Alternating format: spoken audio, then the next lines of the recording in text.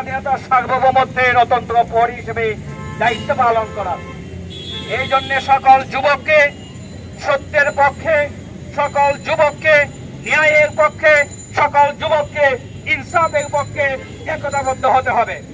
সেই একতাবদ্ধের মশাল মিছিল নিয়ে আজকের হাটহাজারীর ক্রীড়া এবং যুব বিভাগ অক্সিজেন পর্যন্ত এসেছে। হাটহাজারী উত্তর প্রান্ত থেকে দক্ষিণ প্রান্ত পর্যন্ত সাধারণ যুবকদেরকে এই কথা জানান দিচ্ছে, দেশ গঠনের জন্য হাটহাজারীর যুব বিভাগ প্রস্তুত আছে।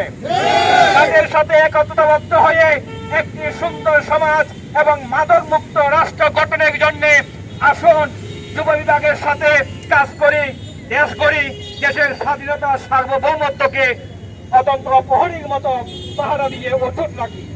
এই আহ্বান জানিয়ে যারা এই র্যালিতে এই শোভাযাত্রায় অংশগ্রহণ করেছেন তাদেরকে মোবারকবাদ জানিয়ে এবং উত্তর জেলার সম্মানিত ক্রীড়া এবং যুব বিভাগের সম্মানিত সেক্রেটারি